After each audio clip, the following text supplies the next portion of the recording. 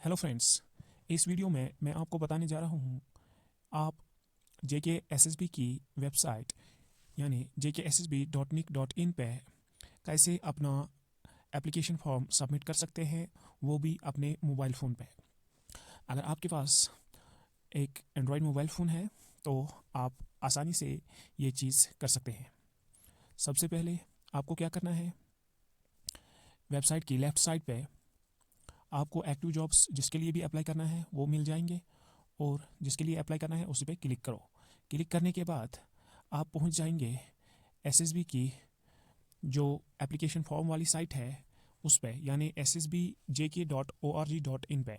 तो वहाँ आपको जो भी एक्टिव जॉब्स है उसके लिंक मिल जाएंगे। फॉर एग्जांपल अभी जो जॉब एक्टिव है, जो नोटिफिकेशन एक्टिव है, वो है नोटिफिकेशन नंबर 4/2020, जिसमें finance accountants assistant sub inspector और बाकी जो इलेक्शन डिपार्टमेंट के साथ जॉब्स थे, या बाकी कुछ और डिपार्टमेंट्स के जॉब्स भी इसके साथ थे, तो वो आपको मिल जाएंगे।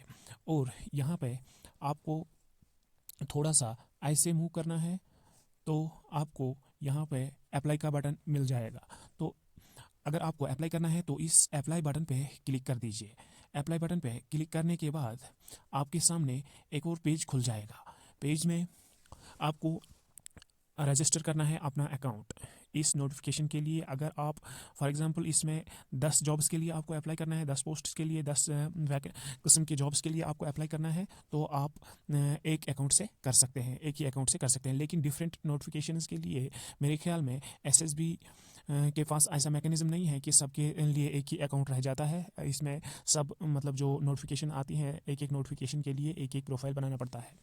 जैसा कि हमने पहले देखा, जिन लोगों ने पंचायत अकाउंटेंट असिस्टेंट का जॉब फॉर्म सबमिट किया था उन लोगों को आज फिर से नए से अकाउंट बनाना पड़ता है इसमें। तो सबसे पहले आपको यहाँ पे रजिस्टर करना है और यहाँ पे अपना नाम डालना है। यहाँ पे ध्यान रहे कि अपना फर्स्ट नेम फर्स्ट बॉक्स में डालिए, फिर दूसरा नाम, फॉर एग्जांपल आपका नाम है फारूक अहमद डार, तो आप फारूक पहले बॉक्स में डालिए। फिर मिडिल नेम में यहाँ पे लिखा है तो यहाँ पे अहमद डालिए, और डार जो है लास्ट में डालिए। ऐसा मत कीजिए कि एक ही बॉक्स में सब आप एक साथ डालें। तो फिर आपको जेंडर चूज़ करना है, फिर उसके बाद आपको ईमेल आईडी चूज़ करना है, और ईमेल आईडी चूज़ करने के बाद आपको फिर से ईमेल आईडी सबमिट करना है, वही ईमेल आईडी जो आपने ऊपर दी है कंफर्मेशन के लिए, और साथ में मोबाइल नंबर देना है, और एक बार फिर मोबाइल नंबर टाइप करना है। जो ही आप रजिस्टर पे क्लिक करोगे उसी टाइम आपके मोबाइल नंबर पे जो आपने यहाँ दिया है उस पे एक कोड आ जाएगा, और वो 4 डिजिट कोड आपको यहाँ पे एंटर करना है और आपका अकाउंट क्रिएट हो जाएगा। अकाउंट क्रिएट होने के बाद आपको पासवर्ड बनाना है, और पासवर्ड के साथ साथ आपको यहाँ पे एक और चीज़ करनी है, वो है कि जो पासवर्ड है उसको किसी मतलब वो पूरा याद रहना चाहिए, आपको वो भूलना नहीं चाहिए आप। तो उसके बाद आपको ये वेबसाइट लॉगिन पेज पे ले जाएगी, और यहाँ पे आपको अपना ईमेल आईडी देना है, और जो पासवर्ड आपने अभी डाला वो पासवर्ड देना है। याद रहे कि पासवर्ड जो है आपका उसमें कैपिटल लेटर्स भी होने चाहिए, स्मॉल लेटर्स भी होने चाहिए, कोई नंबर भी होना चाहिए, फॉर एग्जांपल 1 2 3 कुछ, और उसके साथ साथ उसमें कोई स्पेशल लेटर होना चाहिए। फॉर एग्जांपल जैसे ईमेल में @ लिखते हैं, @ का साइन या $साइन आप लिख सकते हैं, या हैश आप लिख सकते हैं, तो कोई स्पेशल कैरेक्टर भी होना चाहिए। वो इजीली एक्सेप्ट हो जाएगा, वो वाला पासवर्ड, वो पिछले वाले सेटअप में आप रजिस्ट्रेशन के टाइम वही दे दीजिएगा। तो यहाँ पहुँचने के बाद आप जब लॉगिन करोगे, लॉगिन के बाद फिर से आप पहुँच जाओगे उसी पेज पे जिस पे आपको अप्लाई करने के लिए जहाँ पे आपको जॉब्स की एक्टिव जॉब्स की लिंक मिली थी। तो यहाँ पे आपको अब अप्लाई पे क्लिक कर देना है। अप्लाई पे क्लिक करते ही आप पहुँच जाएंगे, आपके सामने सब जॉब्स खुल जाएंगे जिन जिन जिन जो जो जॉब्स एक्टिव है इस नोटिफिकेशन के हिसाब से। फॉर एग्जांपल ये जो नोटिफिकेशन नंबर 4/2020 है, तो इसमें ये सारी jobs for example accountants assistant, fitter assistant, compiler, binder, boiler man वगैरह, ये सब जॉब्स आपको मिल जाएंगी। जिस किसी के लिए भी आपको अप्लाई करना है तो उस पर आप क्लिक कर दीजिए। क्लिक करने के बाद आप सेव एंड कंटिन्यू पे क्लिक कर दीजिए नीचे, और सेव एंड कंटिन्यू के बाद आप पहुंच जाएंगे एक और पेज पे। तो वहाँ पे आपको अपना जो पर्सनल डिटेल्स है वो फिल करनी है। फॉर एग्जांपल अगर आप बॉय हो तो मिस्टर MR लिखिए, सैल्यूटेशन, और अगर आप गर्ल हो तो MRS लिखिए।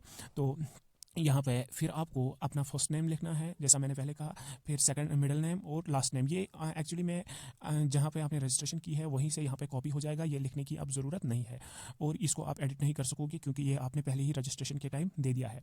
यहाँ पे आप फादर्स नेम लिख सकते हैं, फादर्स नेम एक ही बॉक्स में लिखना है, मदर्स नेम भी एक ही बॉक्स में लिखना है, चाहे वो 2 मिडिल नेम हो, ये मतलब जिसमें 2 लेटर्स हों, 2 वर्ड्स हों, या 3 वर्ड्स हों तो एक ही बॉक्स में लिखना है, इसमें अलग अलग नहीं लिखना है। और फिर है जेंडर, जो आप यहाँ पे दे सकते हैं क्या है, और कैटेगरी आपको चूज़ करनी है, कौन सी कैटेगरी आपकी है, ओपन मेरिट है या कोई रिजर्व कैटेगरी है।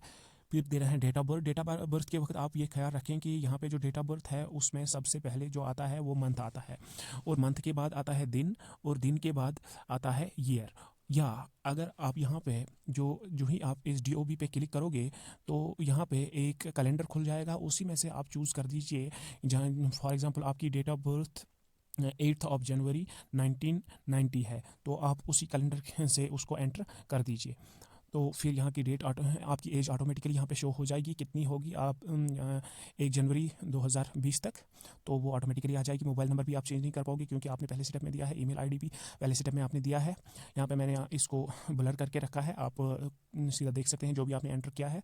तो फिर यहाँ पे लिखना है वेदर मैरिड और नॉट मैरिड, और यहाँ पे फिर लिखना है whether you are domicile of Jammu and Kashmir और नॉट। तो इस पे यहाँ पे आप येस और नो पे क्लिक कर दीजिए, जो भी है। अगर आप डोमिसाइल हैं तो आप अप्लाई कर सकते हैं, वरना नहीं कर सकते हैं। तो फिर आपको कहा जाएगा यहाँ पे आपकी डोमिसाइल इशू हुई है कि नहीं हुई है। अगर इशू हुई है तो सर्टिफिकेट का नंबर बताए जो कि डोमिसाइल सर्टिफिकेट पे दिया गया होता है, और फिर डोमिसाइल सर्टिफिकेट इशूइंग अथॉरिटी का नाम लिखना है। फॉर एग्जांपल तहसील ऑफिस जिसने जहाँ से भी आपको इशू हुई है उसका नाम लिखिए। फिर आपको डिवीजन चूज़ करना है, आप जम्मू डिवीजन से हो या कश्मीर डिवीजन से। फिर डिस्ट्रिक्ट अपना चूज़ कर लेना है, फिर सेव एंड कंटिन्यू।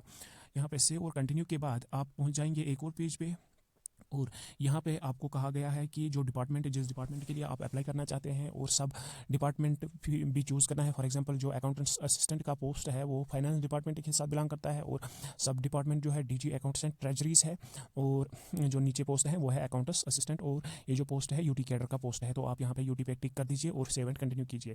यहाँ पे आपको अपनी डिटेल्स फिल करनी है, आप कहाँ रहते हैं, जो आपका एड्रेस है वो फिल करना है, हाउस नंबर है, लोकेलिटी है, फॉर एग्जांपल आपका मोहल्ला वगैरह, और अपना गांव का नाम या टाउन का नाम या सिटी का नाम, और फिर है डिवीज़न कौन सा है, बाद में आएगा डिस्ट्रिक्ट, और डिस्ट्रिक्ट के बाद तहसील। डिस्ट्रिक्ट आपका जो पहले आपने एंटर किया है वही यहाँ पे भी आ जाएगा, उसको चेंज नहीं कर पाएंगे आप। और साथ में आएगा ब्लॉक। ब्लॉक के बाद फिर से डिवीज़न, डिस्ट्रिक्ट, तहसील, ब्लॉक, पंचायत, और पिन कोड के बाद सेव एंड कंटिन्यू कर दीजिए। ये चीज़ें करने के बाद आपकी जो एड्रेस डिटेल्स है वो सेव हो जाएंगे। ये आपका परमानेंट एड्रेस हो गया। लेकिन आप अगर आप आज किसी और जगह रहते हैं या फ्यूचर में रहते हैं तो आपको वो चूज़ कर लेना है यहाँ पे। अगर आप जहाँ पे आज रहते हैं वहाँ पे फ्यूचर में भी रहेंगे, या आपका होम भी यहाँ है, तो आप यस कर दीजिए इसे, whether same as permanent address. तो वहाँ जो आपने वहाँ लिखा है परमानेंट एड्रेस में, वो यहाँ पे कॉरस्पॉन्डेंस एड्रेस में कॉपी हो जाएगा। तो इसके लिए कोई इश्यू नहीं है। और अगर आप दूसरी जगह आज रहते हैं तो उसके लिए आप फिर इसमें एंटर कर सकते हैं अकॉर्डिंगली जहाँ पर आप रहते हैं।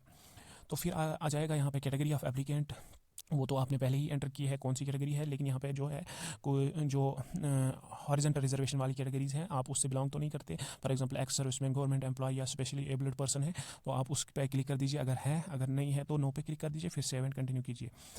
उसके बाद आपके सामने ये एक पेज खुल जाएगा जिसमें क्रिमिनल प्रोसीडिंग्स के जो डिटेल्स है। अगर आपके खिलाफ कभी FIR वगैरह दर्ज की गई हो या कोई लॉ सूट आपके खिलाफ हो किसी कोर्ट में, तो उसकी डिटेल्स अगर यस है किसी जगह तो आप यस कर सकते हैं, अगर नो है तो नो कर दीजिए और सेव एंड कंटिन्यू कीजिए। फिर आप पहुंच जाएंगे सीधा एक और पेज पे जहाँ पे है क्वालिफिकेशन डिटेल्स। क्वालिफिकेशन डिटेल्स यहाँ पे आपको सबमिट करनी है, और यहाँ पे SSC मैट्रिक कहाँ से किया है, JK बोर्ड से किया है, CBSE से किया है या किसी और से किया है। फिर लिखना है परसेंटेज। परसेंटेज में सिर्फ पहले 2 डिजिट्स लिखने हैं। फॉर एग्जांपल अगर आपकी परसेंटेज है 74.4 तो आपको सिर्फ लिखना है 74, बाकी 2 डिजिट्स नहीं लिखने, पॉइंट भी नहीं लिखना है, पॉइंट के आगे कुछ नहीं लिखना है, सिर्फ 2 डिजिट्स लिखने हैं। तो यहाँ पे रिजल्ट का डेट जो है कब आपको आपका जो रिजल्ट था SSC मैट्रिक का, तो वो एंटर करना है। फिर आपसे ये जो यहाँ पे फिर से आ जाता है ये मैसेज कि आप किस डिपार्टमेंट के लिए अप्लाई करना चाहते हैं, तो यहाँ पे आप फिर से चूज़ कीजिए। यहाँ ये ऑटोमेटिकली आ जाएगा इसमें, जैसे आपने पहले एंटर किया था finance department, DG accountant treasuries, अगर आपने पहले ऐसा चूज़ किया है तो फिर सेव एंड कंटिन्यू कीजिए। सेव एंड कंटिन्यू करने के बाद आपकी क्वालिफिकेशन डिटेल्स भी सेव हो जाएंगी।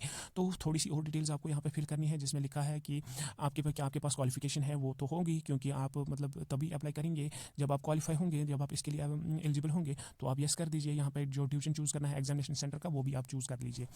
यहाँ पे एग्जामिनेशन सेंटर चूज़ करने के बाद आपके सामने एक डिक्लेरेशन खुल जाएगी, यानी आपको एक किस्म का ओथ दिया जाएगा कि ये चीज़ें करेंगे, ये चीज़ें नहीं करेंगे, क्या करना है, कौन सी चीज़ें नहीं करनी है। तो यहाँ पे कुछ रूल्स एंड रेगुलेशंस के बारे में बताए गए हैं, आप ये पढ़ लीजिए। और इसमें बताया गया है कि जो फ़ी है इस एप्लीकेशन के लिए वो 350 रुपीज़ है, और ये आप ऑनलाइन सबमिट कर सकते हैं। तो ये डिटेल्स यहाँ पे हैं, और ये जो फीस है नॉन रिफंडेबल है। एक बार आपने एंटर किया, एक बार आपका पैसा कट गया तो आपको रिफंड नहीं हो सकता है फिर। तो लिहाजा आप ध्यान से देखिए कि आपने एप्लीकेशन फॉर्म कैसे भरा है, क्या लिखा है, कोई एरर तो नहीं है। यहाँ पे आप लास्ट में आई एग्री पे क्लिक कर दीजिए, और यहाँ पे क्लिक करने के बाद सेव एंड कंटिन्यू कीजिए। सेव एंड कंटिन्यू करने के बाद आपके सामने जो है आपका एप्लीकेशन फॉर्म आ जाएगा। जो भी आपने डिटेल्स एंटर की है वो आपके सामने खुल जाएंगे, और यहाँ पे आप थॉरोली चेक कीजिए। यहाँ पे मैंने इसको ब्लर कर दिया है, ये कैंडिडेट का एप्लीकेशन फॉर्म है, इसमें पर्सनल डिटेल्स थी, तो इसमें मैंने येलो कलर से ब्लर किया है और फोटोग्राफ को भी शेड किया है। और यहाँ पे फोटोग्राफ आप देखिए कि आपका जैसा आपने फ़ोटो एंटर किया, मतलब आपका जो फ़ोटो होगा वो 1 MB से कम उसका साइज़ होना चाहिए। और जो साइन है, साइन को भी आप किसी कागज़ पे साइन कीजिएगा, और फिर उसको फ़ोटो उठा लीजिएगा अपने मोबाइल पे। अगर उसका साइज़ ज़्यादा बनता है तो आप उसको क्रॉप कर सकते हैं। अगर फिर भी उसका साइज़ 1 MB से ज़्यादा बन जाता है तो आप इस वीडियो के डिस्क्रिप्शन में एक एप्लीकेशन का लिंक मैं दूंगा, तो उस पर आप क्लिक कर सकते हैं, वो इंस्टॉल कर सकते हैं। उससे अपना फ़ोटो रिसाइज़ कर सकते हैं और वो छोटा बना सकते हैं विदाउट डैमेजिंग दी फ़ोटो क्वालिटी। तो ये 2 फ़ोटो और सिग्नेचर भी एक पेज पे आपको एंटर सबमिट करने हैं। तो आप ये गैलरी से इजीली, आपको पहले ही ये तैयार रखनी है अपना फ़ोटोग्राफ और सिग्नेचर का फ़ोटोग्राफ, और उसका साइज़ होना चाहिए 1 MB से लेस दोनों का।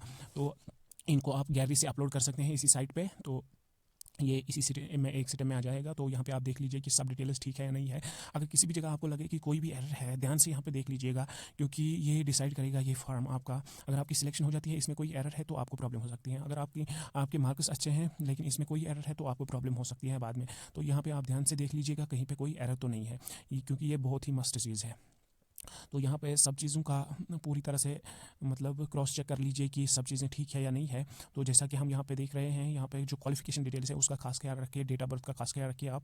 और यहाँ पे जो फॉर एग्जांपल यहाँ पे क्वालिफिकेशन डिटेल्स है, जेके वो मैट्रिक इसका ठीक से दिखा रहा है।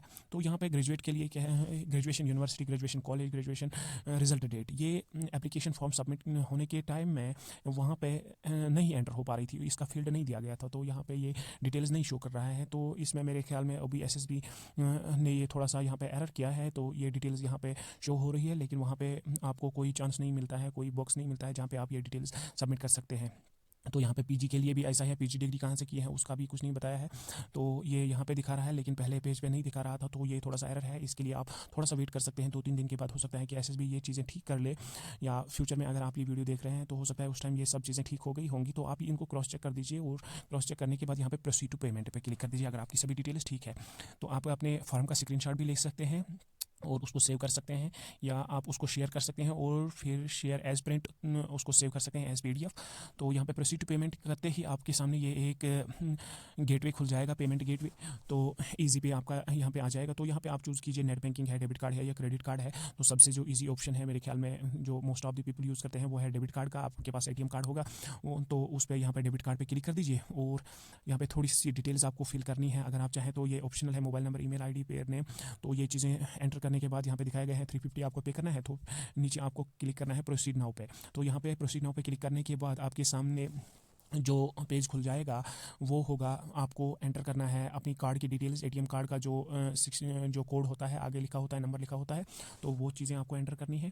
उसके बाद आपको करना है अपना वो CVV जो कार्ड पे 3 डिजिट कोड होता है पीछे, वो एंटर करना है। फिर अपने कार्ड का एक्सपायरी डेट आपको एंटर करना है। फिर कार्ड पे जो नाम लिखा है वो एंटर करना है। तो फिर आप एंटर कीजिए। तो ये चीज़ें एंटर करने के बाद आप पे नाउ पे क्लिक कर दीजिए। पे नाउ पे क्लिक करने के बाद आपके सामने जो इंटरफेस आ जाएगा उसमें कहा जाएगा कि आपकी जो मोबाइल नंबर है उस पर आपको OTP मिल जाएगा पेमेंट के लिए। तो आपने जो मोबाइल नंबर कार्ड के साथ अटैच किया है, इस वक्त आपका जो मोबाइल नंबर का आपके डेबिट कार्ड या क्रेडिट कार्ड के साथ लिंक होगा, उसी नंबर पे आपको SMS मिल जाएगा। तो वही कोड OTP आपको एंटर करना है। तो आपका पेमेंट सक्सेसफुल हो जाएगा, और सक्सेसफुल होने के बाद आपका एप्लीकेशन फॉर्म सबमिट हो जाएगा। और आप फी रिसिप्ट का भी प्रिंट आउट ले सकते हैं, और साथ में आप एप्लीकेशन फॉर्म का प्रिंट आउट ले सकते हैं, या आप उसको एज ए PDF सेव कर सकते हैं, डाउनलोड करके रख सकते हैं फ़ोन में, और जब फ्यूचर में उसकी ज़रूरत पड़े तो उसको सेव कर सकते हैं, और या उसका स्क्रीनशॉट भी ले सकते हैं।